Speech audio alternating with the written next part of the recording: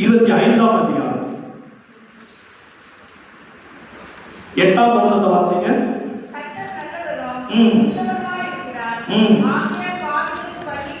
அப்படியே 12ஆம் வசனத்தை வாசிங்க. அங்க போட்டிருக்கு பாவிகளுக்கு வழியை தெரிவிக்கிறார், இங்க போட்டிருக்கு வழியை. ரெண்டுக்கு என்ன வித்தியாசம்? பாவிகளுக்கு வழியை தெரிவிக்கிறார்னா ஒரு எக்ஸாம்பிள் சொன்னா உங்களுக்கு புரியும். இப்போ உங்க ஊர்ல இருந்து திருநெல்வேலி போகணும்னு சொல்லி நான் கேட்கிறேன், நீங்க வழி சொல்றீங்க, எப்படி போங்க, இந்த ரோடு எப்படி போங்கன்னு சொல்றீங்க. இதே உங்க பொறுத்த புள்ள அம்மா எனக்கு திருநெல்வேலி போறதுக்கு வழி தெரியல அப்படின்னு கேட்டுச்சுன்னா நீங்க என்ன சொல்லுவீங்க? ஒன்னொன்னா, டேய் இந்த இடத்துல இப்படி இருக்கணும், இது இப்படி இருக்கும், இந்த இடத்துல இப்படி திரும்பணும், இந்த இடத்துல மெயின் ரோடு வந்துடும், ஒண்ணு ஒண்ணா சொல்லி கொடுப்பீங்க. அப்ப என்ன அர்த்தம்? இந்த பூமியில பாவியா இருக்கிற மனுஷனுக்கு கூட பரலோகத்துக்கு ஒரு வழி இருக்குன்னு கர்த்தர் தெரிவிப்பான். ஆனா கர்த்தருக்கு பயப்படுற மனுஷனுக்கு மட்டும்தான் அவர் போதிப்பார். அல்லேலூயா, அல்லேலூயா. எல்லாருக்கும் போதிக்கிறவர் அல்ல, பாவிகளுக்கு ஜஸ்ட் வழியை சொல்லிதான் காட்டுவார், தெரிவிப்பார், இன்ஃபார்ம். ஆனா டீச் பண்றது அவருக்கு பிரியமான அவருடைய பிள்ளைகளுக்கு மாத்திரம்தான். அல்லேலூயா. தொலைத்தவரை நீங்க தேடி வந்து கண்டுபிடிச்சு அவர் கூட நடந்து பழகிட்டீங்கன்னா சாத்தியம் இல்லாததெல்லாம் சாத்தியமாகும்படியாய் உங்களுக்கு உள்ள இருந்து ஒருத்தர் சொல்லி கொடுத்துட்டே இருப்பார். அல்லேலூயா. நான் உனக்கு போதித்து நீ நடக்க வேண்டிய வழியை நான் உனக்கு தெரிவித்து இல்லை, உங்களுக்கு உள்ள உட்கார்ந்து அவர் போதிச்சு சொல்லி கொடுத்துட்டே இருப்பாரு. ஒரு டீச்சர் சொல்லி கொடுக்கிற மாதிரி சொல்லி கொடுப்பார். அல்லேலூயா. அப்படிப்பட்ட உன்னதமான தேவனை நீங்களும் நானும் கொண்டிருக்கிறோமே, அவரை போய் மிஸ் பண்ணலாமா? அல்லேலூயா. வாரத்துல ஒரு நாள் உட்கார்ந்துட்டு வந்தவனமாய் திரும்பி போறதுல பிரயோஜனமே இல்லையே. அவரை ஆராதிக்கிறதுக்கு வாய்களை திறக்காம, அவரை துதிப்பதற்கு நீங்க உங்க வெட்கத்தெல்லாம் விட்டு கொடுத்து அவரை ஆராதிக்க பிரியமில்லாமல் இருந்தா கர்த்தர் கூட எப்படி வாழ முடியும்னு நினைக்கிறீங்க? இந்த பூமியிலே நீங்க அவரை துதிக்க வெட்கப்பட்டீங்கன்னா, ஒரு வசனம் சொல்லுகிறது, இந்த பூமியில என்ன அறிக்கை பண்ண வெட்கப்படுறவன் எவனோ அவனையும் பிதாவிடத்துல கர்த்தர் சொல்றதுக்கு வெட்கப்படுவானாம். வசனம் இருக்குது. அல்லேலூயா. இந்த பூமியிலே நீங்க கர்த்தரை துதிச்சு அவரை ஆடி பாடி கொண்டாடி மனதார துதிக்க முடியலன்னா பரலோகத்துல கொண்டு உங்களை வச்சு கர்த்தர் என்ன செய்ய போறாரு? அல்லேலூயா. அங்கேயும் நாங்க இதே மாதிரி தூக்கி கொண்டே இருப்போம், இதே மாதிரி உட்கார்ந்துட்டு நாங்க அமைதியா போகலாம். கர்த்தர் சொல்வார், நீ அங்கே இரு, இல்லைன்னா உனக்கு இன்னொரு சூப்பர் இடம் இருக்கு. அல்லேலூயா, அல்லேலூயா. கர்த்தருடைய சமூகத்துல வந்தா இருமை குதுகலிக்கணும், பரிசுத்தாவியில நிறைஞ்சு குதுகலிக்கணும். ஆமென். ஏதோ இதே நம்ம சபை மக்கள் வேற ஆவிக்குரிய சபைக்கு போய் பாருங்க, அங்க நம்ம சபை மக்கள் கால் கரையிலே நிற்காது. அப்ப இங்க கர்த்தர் இல்லையா? அவருக்குன்னு வாழ பழகுங்க. அதான் சொன்ன, மாயமானமான வாழ்க்கை கர்த்தர் விரும்பவில்லை. உள்ளுக்குள்ள வெளிக்குள்ள நடிக்கிறது இல்லை, இடத்துக்கு தக்கன நடிக்கிறதெல்லாம் கர்த்தர் விரும்பல. நீங்க எங்க இருந்தாலும் ஒரே மாதிரி தான் இருக்கணும். அல்லேலூயா. வீட்டுல எப்படி துதிக்கிறீங்களோ ஆலயத்துல அப்படி துதிங்க, ஆலயத்துல எப்படி ஆரம்பிச்சு பழகுறீங்களோ அதே மாதிரி வீட்டுல ஆரம்பிச்சு பழகுங்க. ஆமென். நீங்க இங்க எந்த அளவுக்கு கர்த்தரை ஆராதிச்சு பழகிறீங்களோ அந்த அளவுக்கு பரலோகத்துல உங்களை குறிச்சு கர்த்தர் மேன்மை பாராட்டிக் கொண்டே இருப்பார், உங்களை பரிந்து பேசிக் கொண்டே இருப்பார். ஹல்லேலூயா. இங்க நான் இப்படிதான் இருப்பேன் அப்படின்னா கர்த்தரால கூட உங்களுக்கு ஒண்ணும் செய்ய முடியாதுன்னு சொல்லு. ஆமென், ஆமென். யோவான் 2ஆம் அதிகாரம் 9ஆம் வசனத்தை வாசிங்க. நமக்கு நல்லா தெரிஞ்சதுதான், கர்த்தர் திராட்சை ரசத்தை என்னவா மாத்துறாரு?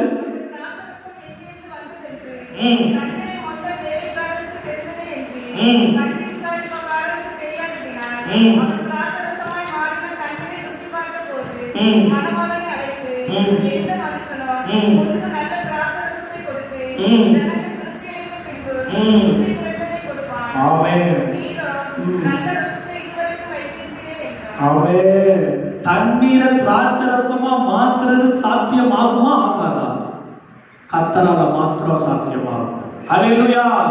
அதற்கு அவர் முதல்ல சொல்றாரு 7ஆம் வசனத்துல, இயேசு யாரை நோக்கியா? ஆமா, அங்க இருக்கிற சமையல்காரரை நோக்கி அல்ல, பந்தி விசாரிப்புக்காரரை முதல்ல கூப்பிடல. யாரை கூப்பிட்டாரு? ஏன் தெரியுமா? இந்த வேலைக்காரன்னா சொன்னதை அப்படியே செய்வாங்க. பந்தி விசாரிப்புக்காரனை கூப்பிட்டா தண்ணி எப்படி திராட்சரசமா மாறும்னு கொஸ்டின் கேட்பான். இதுக்கு என்னென்ன ஃபார்மேஷன் பண்ணணும்னு சொல்லி கொஸ்டின் கேட்பாங்க. அதனாலதான் கர்த்தர் சொல்வாரு, சாமுவேல் போல சொல்லும் அடியே கேட்கிற ஆள் தான் கர்த்தருக்கு வேணும். ஹல்லேலூயா. ஏன் சயின்ஸ் மூளையில, என்னோட இன்ஜினியரிங் மூளையில இதெல்லாம் சாத்தியப்படாதுன்னு நீங்க நினைச்சிட்டு கர்த்தர் சமூகத்துல வந்துட்டீங்கன்னா சாத்தியப்படாது. ஹல்லேலூயா, ஹல்லேலூயா. கர்த்தர் சொன்னா நடக்கும் அப்படின்றதுல நான் இன்னும் சொல்றேன், குருட்டு விசுவாசம் போல, குருட்டுத்தனமாய் வெறித்தனமான ஒரு விசுவாசத்துல கர்த்தரிடத்துல வந்தீங்கன்னா சாத்தியம் இல்லாததெல்லாம் சாத்தியமாக்கி காட்டுவான். ஹல்லேலூயா, ஹல்லேலூயா. அவரை கொஸ்டின் பண்றவங்க கர்த்தருக்கு தேவையில்லை. நீங்க என்ன சொன்னாலும் நான் செய்யறேன்னு சொல்ற ஆள் தான் அவருக்கு வேணும். ஆமென், ஆமென். அப்படிப்பட்ட ஆள்களை வைத்துதான் கர்த்தர் அற்புதம் செய்ய முடியும். மத்தேயு நமக்கு தெரியும் 14ஆம் அதிகாரத்துல 5 அப்பம் 2 மீனை கொண்டு அதிசயம் செய்தாரு. தூதர் கூட இருக்கிற சீசர்கள்ட்ட கேட்காங்க, உங்கள்கிட்ட ஏதாவது உண்டா அப்படின்னு கேட்டா அவங்க சொல்றாங்க, எங்கிட்ட 5 அப்பம் 2 மீன் இருக்கு. அதுக்கு முன்னாடி சொல்றாரு, இந்த ஜனங்களுக்கு நீங்களே சாப்பாடு கொடுங்க அப்படின்னு சொன்ன உடனே அவங்க சொல்றாங்க, இவ்வளவு பேருக்கு சாப்பாடு கொடுங்க எங்களால முடியாது. ஆனா அதுக்கப்புறம் நல்ல வேலை கீழ்படிச்சு 5 அப்பம் 2 மீனை கர்த்தர் ஆசிரியருக்கு முன்னால எல்லாரையும் வரிசையா உட்கார வைக்கணும்னு சொன்ன உடனே உட்கார வச்சாங்க. அந்த இடத்துல அதிசயம் நடந்துச்சு. ஹல்லேலூயா, ஹல்லேலூயா. யோவான் 9ஆம் அதிகாரம் 1ஆம் வசனத்தை வாசிங்க. யோவான் 9:1 நமக்கு தெரிந்திருந்தானே.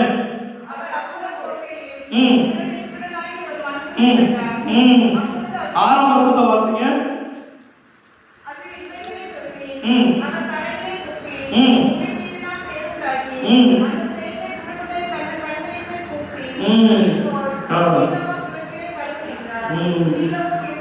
சரி, ஓகே. பிறவி குருட பார்வை அடையும்படி கேட்கிறான். அவனுக்கு கர்த்தர் என்ன செஞ்சாரா? மண்ணை எச்சில குழப்பி எங்க வச்சாரா? கண்ணுல வைத்தாரா? அவங்கள்ட்ட கேட்கிறேன், ஒரு மனுஷன் நம்ம முன்னால துப்புனாலே நம்ம அதை அவமானமா நினைப்போமா, அதிசயமா நினைப்போமா?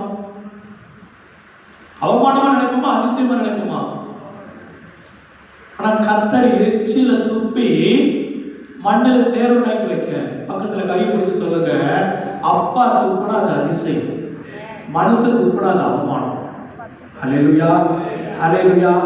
சரி, இப்ப அடுத்து கேட்கிறேன், இந்த மண்ணை கண்ணுல போட்டா கண்ணு தெரியுமா தெரியாதா? ஏதோ மண் எடுத்து உங்க கண்ணுல போட்டா கண்ணு தெரியுமா தெரியாதா? இது சயின்ஸ். மண் எடுத்து கண்ணுல போட்டா கண்ணு தெரியும். ஆனா என் அப்பா போட்டா கண்ணு தெரியும். ஹல்லேலூயா, ஹல்லேலூயா. இதுதான் சாத்தியம் இல்லாத சாத்தியமா? ஆமென். உலகத்தா மண் எடுத்து கண்ணுல போட்டா கண்ணு தெரியாது. ஆனா என் அப்பா கண்ணுல மண்ணை போட்டா கண்ணு தெரியும். பக்கத்துல கையை பிடிச்சு சொல்லுங்க, சாத்தியம் இல்லாதது சாத்தியமாகும். ஹல்லேலூயா. மண்ணை வச்சு கூட அப்பாவுக்கு அதிசயம் செய்ய முடியும். ஹல்லேலூயா, ஹல்லேலூயா. அப்ப கர்த்தரிடத்துல திரும்பி தேடி வந்து அவரை கண்டுகொண்டீங்கன்னா முதலாவது நடக்கிறது சாத்தியம் இல்லாததெல்லாம் சாத்தியமாகும். இரண்டாவது, ஆவிக்குரிய ஆழங்களுக்கு அவங்களை கொண்டு போவார். லூக்கா 5ஆம் அதிகாரம், லூக்கா 5ஆம் அதிகாரம் 3ஆம் வசனத்தை வாசிங்க.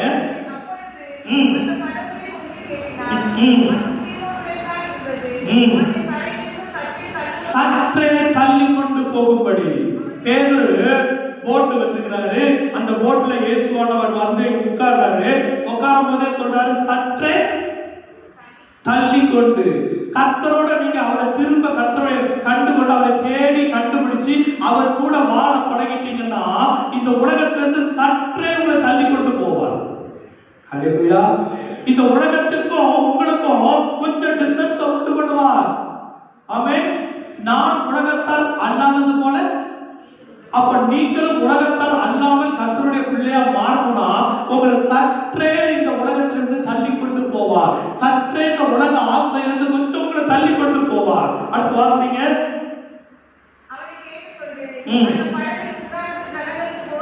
இயேசுவானவர் உங்கள் வாழ்க்கையாக படங்களை உட்கார்ந்து உங்களை இந்த பூமியிலிருந்து சற்றே தள்ளி கொண்டு போய் உங்களுக்கு உள்ள உட்கார்ந்து போதனை பண்ண ஆரம்பிப்பான்.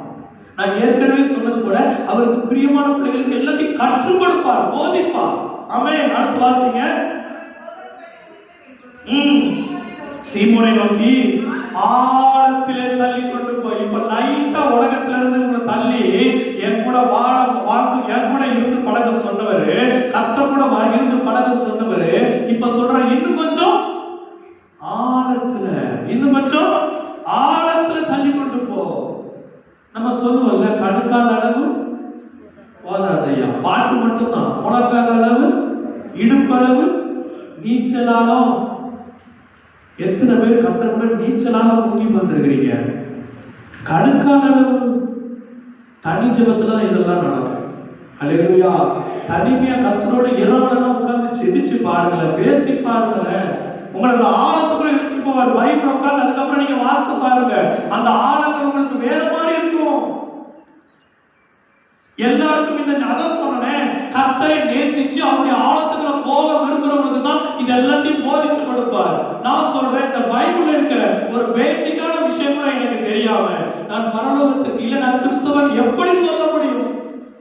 உங்களை காட்டிலும் என்னை காட்டிலும் உலகத்தில் இருக்கிற புறமனுஷனுக்கு இந்த பைபிளை பத்தி நிறைய தெரியும். அல்லேலூயா, அல்லேலூயா. அப்ப நீங்கள் நானும் கிருபை பெற்றவர்களாய் கர்த்தரோடு வாழ்ந்து கொண்டிருக்கிறோம் என்று சொல்கிற நீங்கள் நானும் இன்னும் ஆழத்துக்குள் போகவில்லை என்றால் கர்த்தரை இருக்கிற இடத்துல விட்டுட்டு வாழ்ந்து கொண்டிருக்கிறோம் தான் அர்த்தம். ஆமென். அதற்கு அடுத்த வசனம் வாசிங்க. 5.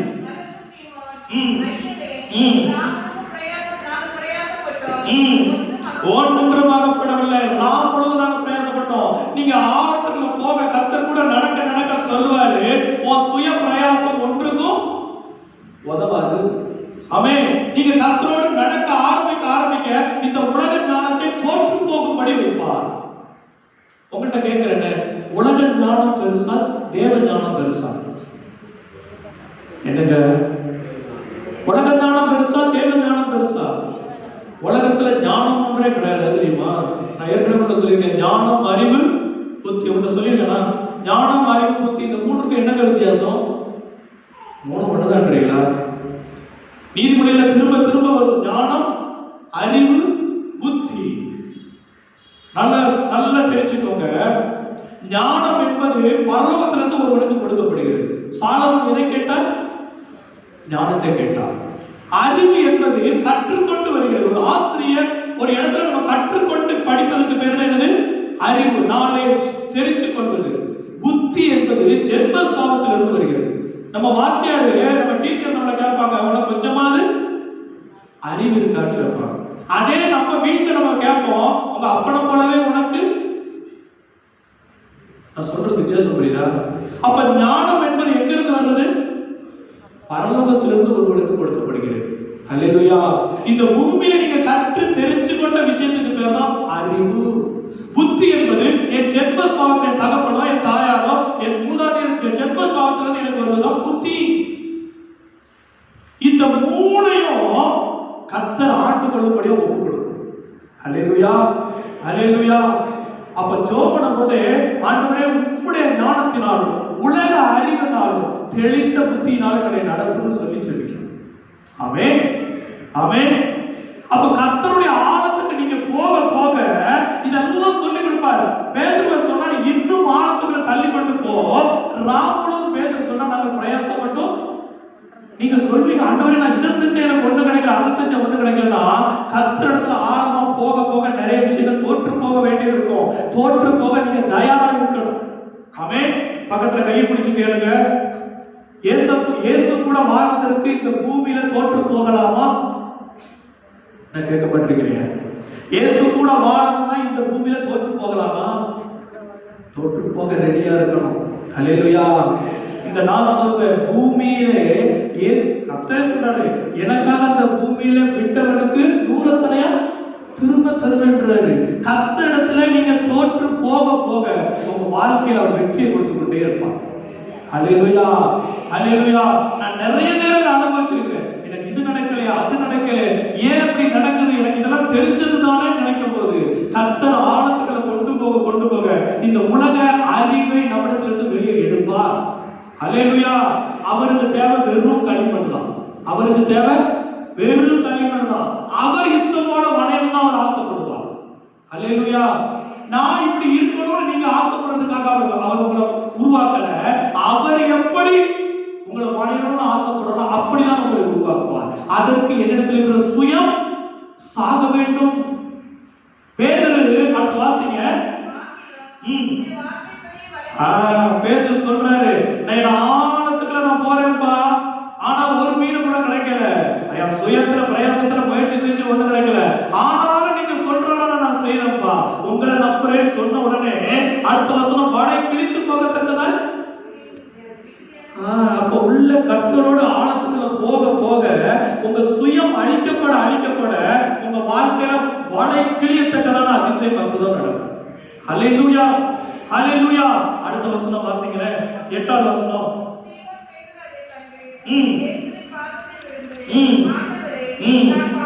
நான் பாவியான மனுஷன். எப்ப தெரியுமா? படக சற்று தட்டுறாரு, அப்புறம் ஆழத்துல தள்ள சொல்றாரு, அப்புறம் அவரு சொன்ன இடத்துல மீன் இப்ப வளைய போட சொல்றாரு. படகு நிறைய மீன் வந்த பிறகு இப்ப அவருக்கு புரியுது நான் யாரு. என்ன அர்த்தம்?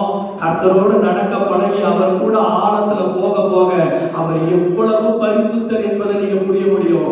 நான் எவ்வளவு பாவி என்பதையும் உங்களால புரிய முடியும். ஹல்லேலூயா. அதனால உங்க நீங்க நினைக்கிற உங்க பரிசுத்தெல்லாம் எனக்கு குப்பைன்றாரு. நீங்க ஆழத்துல போக போகலாம் அவர் எவ்வளவு உன்னதமானவர், அவர் எவ்வளவு பரிசுத்தர், அவர் எவ்வளவு மகத்துவம் நிறைந்தவர் என்பதை நீங்க உணர்ந்து கொள்ள முடியும். நான் எவ்வளவு பெரிய பாவி, நான் எவ்வளவு பிரதான பாவி, என்ன நீங்க கையில எடுத்துங்களே பண்ற அந்த ஆனந்த களிப்பு அப்பதான் நீங்க பார்க்க முடியும். ஹல்லேலூயா, ஹல்லேலூயா. அடுத்து வாசிங்க 9ஆம் வசனம். 11ஆம் வசனத்துக்கு வந்திருக்கிறேன்.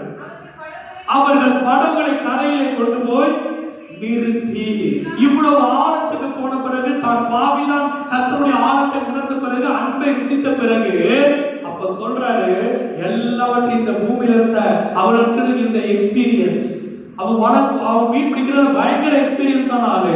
அவருடைய எக்ஸ்பீரியன்ஸ், அவருடைய திறமை எல்லாத்தையும் அங்கேயே நிறுத்திட்டு எல்லாவற்றையும் அங்கேயே விட்டுட்டு கர்த்தருக்கு பின்னால போனார். ஹல்லேலூயா. அப்படி கர்த்தருக்கு பின்னால போனனாலதான் எங்க போனாலும் கர்த்தர் அவரை விட்டுட்டே போனார். ஹல்லேலூயா, ஹல்லேலூயா. நீங்க உங்கள் சுயம் சாகப்படாமல், நீங்க கர்த்தரை தொலைத்தவர் கூட வாழ பழகாமல், அவருடைய ஆழத்தை ருசி பார்க்காமல், அவர் எவ்வளவு பெரிய உன்னதர் என்பதை உணராமல், உங்களுடைய எல்லா காரியங்களையும் அவருடைய பாதத்தை கொடுக்காம கர்த்தர் யார் என்பதை உணர்ந்து கொள்ள முடியாது. ஹல்லேலூயா, ஹல்லேலூயா. இந்த ஆழத்துக்குள்ள நீங்களும் நானும் வராம பரலோகத்தை ருசி பார்ப்பது கூடாத காரியம். ஆமென். இந்த பூமியில் இருக்கிற சில சூரியன் சந்திரன் இந்த பிரமிப்புகளையே நம்ம பார்த்து அதிசயப்படுறோமே, இதை விட எத்தனையோ ஆயிரமான அதிசயங்களை பரலோகத்துல கர்த்தர் வைத்திருக்கிறார். அதற்கான எல்லா பொக்கிஷம் அதுக்குரிய காரியங்கள் இந்த வேதத்துக்குள்ள வைத்திருக்கிறாரே. இது யாருக்கு கொடுக்கப்பட்டது? உங்களுக்கும் எனக்கும் தானே. இந்த அதிசயங்களை நான் சமீபத்தில் வாசிச்சேன். சார் ஐசக் நியூட்டன் புவியீர்ப்பு கண்டுபிடித்தவர். அவர் சொல்றாரு, நான் அந்த வேதத்தில் உள்ள காரியங்களை படித்துதான் இதை கண்டுபிடிச்சேன். அவருடைய ஹிஸ்டரியில இருக்கு. நான் வேதத்தில் உள்ள அநேக காரியங்களை திரும்ப படித்துதான் அநேக கண்டுபிடிப்புகளை கண்டுபிடிச்சேன். இந்த வேதத்தில் சொல்லப்படாத ஒன்று இந்த உலகத்தில் இல்லைன்னு சொன்னார். ஹல்லேலூயா, ஹல்லேலூயா, ஹல்லேலூயா. நீங்கள் நானும் ஒரு சின்ன விஷயத்தை அதிசயமா நினைச்சுட்டு இருக்கோம். அது கர்த்தர் பார்வையில் அற்பம். ஆமென், ஆமென். நீங்க மேன்மையா நினைக்கிறதுல என் கர்த்தர் பார்வையில் எப்படியா? அற்பமா. அற்பமா நினைக்கிற என்ன கர்த்தர் எப்படி நினைக்கிறாரா? மேன்மையா நினைக்கிறார். ஹல்லேலூயா. நான் சொல்றது உங்களுக்கு புரியுதா? நீங்க பெருசா மேன்மை நினைக்கிறதா அவர் பார்வையில அற்பமானது. ஆனா கர்த்தர் பார்வையில நம்ம அற்பம்னு நினைக்கிறோம்ல, நம்மள அவர் சொல்றாரு, நீ எனக்கு மேன்மையானவன்றார். ஹல்லேலூயா. உங்களை இவ்வளவு தூரம் தூக்கி வைத்திருக்கிறாரே, இவ்வளவு தூரம் உயர்த்தி வைத்திருக்கிறாரே, இதற்கு தெரியுமா? அவருடைய ஆழங்களை ருசி பார்க்கும்படியா. ஹல்லேலூயா. அவருடைய ஆழங்களை நீங்க ருசி பார்க்க பழகிட்டீங்கன்னா இந்த பூமியில வேற எதுவுமே உங்களுக்கு பெருசா தெரியாதுங்க. ஆமென். சங்கீதத்துல ஒரு வசனம் உண்டு, 1ஆம் சங்கீதம். கர்த்தருடைய வேதத்தில் பிரியமா இருந்து இரவும் முதல்ல எப்படி இருக்கணும்? கடமுறைக்கு வாசிக்கிற வசனத்தை கர்த்தர் விரும்பல. தங்க வசன காலத்துல ஒரு வசனத்தை வாசிக்க வேலைக்கு போறேன், நான் தங்க வசன காலத்துல வாசி ஸ்கூலுக்கு போறேன்னு சொல்றதெல்லாம் கர்த்தர் விரும்பல. அவருடைய வேதத்துல முதல்ல பிரியமா இருந்து வாசிக்க பழக்கம். அதிகாலையில செபிச்சுட்டு உட்கார்ந்து இந்த பைபிளை வாசித்து பாருங்க. என்னுடைய ஆழங்களை கர்த்தர் சொல்லி கொடுப்பார். நான் மனைவிட்ட சில காரியங்களை ஷேர் பண்ணுவேன். அன்னைக்கு கூட ஷேர் பண்ணிட்டு போது, இயேசுவானவர் திராட்சை ரசம் குடிச்சாரா, திராட்சை பழரசம் குடிச்சாரா? அவர் எதை குடிச்சா எடுக்கிறீங்களா? இயேசுவானவர் திராட்சை ரசம் குடிச்சாரா, திராட்சை பழரசம் குடிச்சாரா? லூக்கா 22:18 எடுங்க. லூக்கா 22:18 இது மட்டும் சொல்லி முடிச்சிடுறேன். லூக்கா 22. நான் திராட்சை என்ன பிடிப்பதில்லை, திராட்சை பழரசம். எனக்கு உடனே நிப்பாட்டி கர்த்தர் பேச ஆரம்பிச்சார். திராட்சை பழரசத்துக்கும் அந்த திராட்சை ரசத்துக்கும் என்ன வித்தியாசம் அப்படின்னு சொல்லி கொஞ்சம் கூகுள்ல ட்ரை பண்ண ஆரம்பிச்சேன். திராட்சை பழரசம்னா ஒன்லி கிரேப் ஜூஸ், ஆனா திராட்சை ரசம்னா ஒயின். ஹல்லேலூயா. நான் சொல்றது உங்களுக்கு புரியுதா? திராட்சை பழரசம்னா கிரேப் ஜூஸ், திராட்சை ரசம்னா ஒயின். ஒருவேளை உலகத்துல இருக்கிறவன் ஒயின்ன்றது போதையான ஒரு பொருள், இத கர்த்தர் குடிச்சாருன்னு சொல்லிடக்கூடாதுன்னு நினைச்சாரா? இன்னொருத்தர்ல அவர் குடிச்சது என்னவா? திராட்சை பழரசம். ஹல்லேலூயா. Grape juice. என் கர்த்தர் ரொம்ப ஞானம் உள்ளவர். ஹல்லேலூயா. நான் எதுக்கு இதை சொல்றேன்னா, நீங்க அதிகாலையில அவர் கூட ஒரு 1/2 மணி நேரம் உட்கார்ந்து நல்லா துதிச்சு பாடி ஜெபம் பண்ணிட்டு உட்கார்ந்து இந்த வேதத்தை வாசிக்க ஆரம்பிங்க. இது கொண்டு போற ஆழங்களும் மகத்துவங்களும் உங்க அறிவுக்கு எட்டாததா இருக்கும். ஹல்லேலூயா. நிறைய இடத்துல கர்த்தர் நின்று உங்க கூட பேசுவாரு. ஜெபம் என்பது நீங்க கர்த்தரிடத்துல பேசுவது, வேத வாசிப்பு என்பது கர்த்தர் உங்களிடத்துல பேசுவது. என் கூட கர்த்தர் பேசவே இல்லை அப்படின்னு ஒருத்தர் கூட சொல்ல முடியாது. கிறிஸ்தவர்களா இருக்கிற ஒருத்தர் கூட சொல்ல முடியாது. ஏன்னா உங்க கையில என்ன கொடுத்துட்டாரு? வேதாகமத்தை கொடுத்துட்டாரு. இதை நீங்க வாசிக்க பழகிட்டீங்கன்னா இது மூலமா தான் கர்த்தர் பேச முடியும். ஹல்லேலூயா. உங்க மகன் ஃபாரின்ல இருக்கா, உங்க மகா இல்லாட்டா சென்னையில இருக்கானா, அவன் உங்க கூட பேசுறதுன்னா உங்க கையில என்ன வேணும்? அதாங்க நமக்கு அது தெரியாத என்ன வேணும்? அது முகமுகமா பாக்குறதுக்குன்னா இப்ப இருக்கிற லேட்டஸ்ட் மொபைல் வேணும். ஒரு டிவைஸ் தேவைப்படுது இல்ல, ஒரு கருவி தேவைப்படுது இல்ல. என் கர்த்தர் உங்க கூட பேசுறதுக்கு இந்த கருவி ரொம்ப முக்கியம். ஹல்லேலூயா. இந்த கருவி இல்லாம நீங்க கர்த்தர்கிட்டயும் பேசுங்க, கர்த்தர் உங்க கூடயும் பேச மாட்டார். ஹல்லேலூயா. இந்த வசனம் உங்களுக்குள்ள இருந்தாதான் அவர் யார் என்பதை, இதுதான் அவருடைய மொழி, லாங்குவேஜ். நான் உங்க கூட தமிழ்ல பேசுறேன், இந்த தமிழ் லாங்குவேஜ் உங்களுக்கு தெரியுது, எனக்கு தெரிஞ்சனால உங்களுக்கு புரியுது. என் கர்த்தருக்கு தெரிஞ்ச லாங்குவேஜ் பரலோக லாங்குவேஜ் இதுதான் இருக்கு. ஹல்லேலூயா. ஹல்லேலூயா. இந்த வேதத்தின் மகத்துவத்தை ஆழங்களை நீங்க புரிந்து கொள்ளாமல் என் கர்த்தரோடு உறவாட முடியாது, பேச முடியாது. ஹல்லேலூயா. ஹல்லேலூயா. தொலைத்தவரை தேடி வந்திருக்கிற நீங்க இனிமே தொலைச்சிடாதீங்க. இங்க இருந்து போகும்போது என் கூட வாக்கப்பா வாருமையான்னு சொல்லி அவரை கூட்டிட்டு போய் டெய்லி அவர் கூட துதித்து ஆர்ப்பரித்து அவர் கூட பாடி மகிழுங்க. அதைத்தான் கர்த்தர் விரும்புகிறார். ஹல்லேலூயா. வழக்கமா வர்ற ஆராதனை கர்த்தர் விரும்பல. வழக்கமா நீங்க வந்துட்டு போற காரியங்களை கர்த்தர் விரும்பல. அவர் கூட அனுதினமும் உறவாடி ஒரு உறவை விரும்புகிறார். இருக்கிற இடங்களை அப்படியே முடிந்தால் முழங்கால் படியிட்டு